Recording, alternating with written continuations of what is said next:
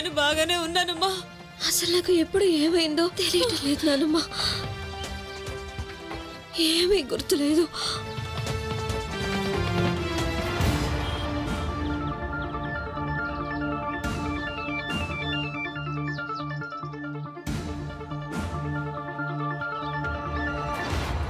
కొంచెం గుర్తు చేసుకోవడానికి ప్రయత్నం చేయండి. బహుశా మీరు ఎవరైనా చూసారేమో, లేకపోతే ఎవరైనా ఇక్కడికి వచ్చారేమో. నాకేమీ గుర్తులేదు.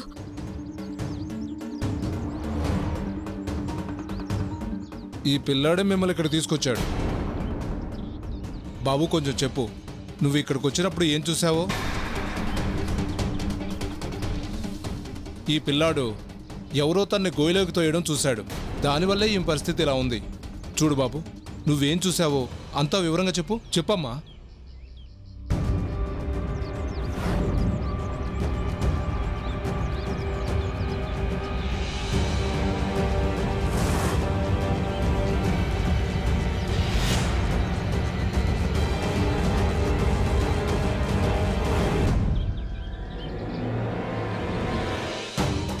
అప్పుడు నేను మీ అందరినీ తీసుకురావడానికి వస్తుంటే అప్పుడు నాకు సాయిబాబా గుడి దగ్గర ఈ పోలీస్ అంకుల్ కలిశారు.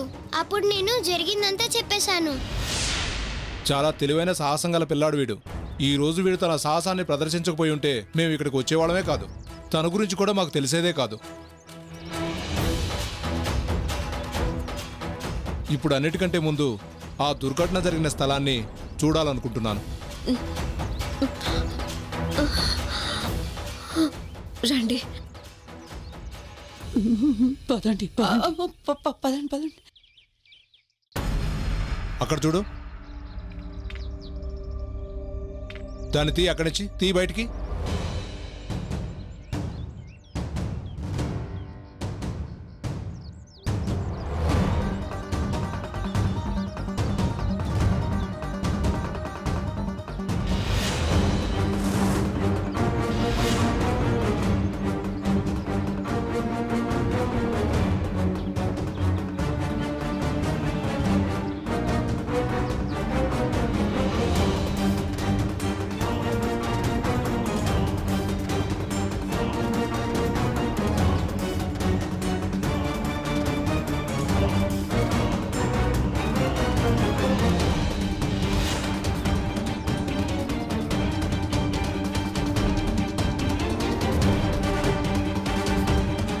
ఈ ఇంట్లో ఎస్ అనే అక్షరంతో మీ పేరే కదా వస్తుంది.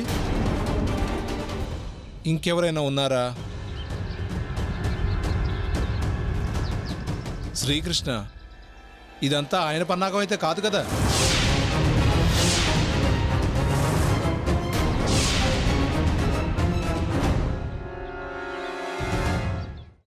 అమ్మా, అలాంటి వాళ్ళది నిజమైన ప్రేమ కాదు, అది వ్యామోహం.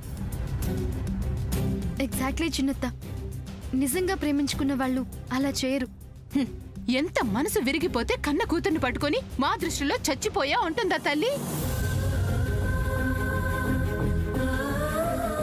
అది సరే అమ్మా, తన కూతురుతో తన మాట అనేటప్పుడు ఆమె మాటల్లో వ్యథ, కళ్ళల్లో బాధ గమనించావమ్మా? పెద్దబాబుకు బర్త్డే విషెస్ చెప్పు కూడా వెళ్ళాం కదా. ఊరికే ఎలా కాలిపోతుంది? మంట పెడితేనో పడితేనో తగలబడుతుంది.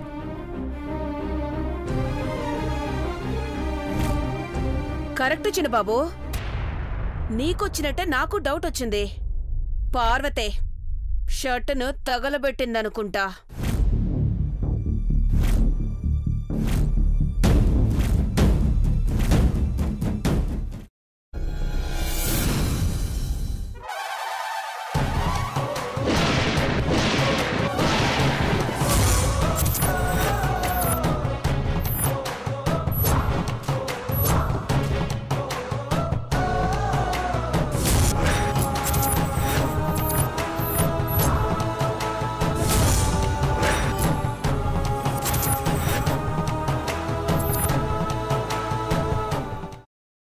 తర్వాత పొట్టు తీసేసి చాప్ చేసి పక్కన పెట్టుకోవాలి.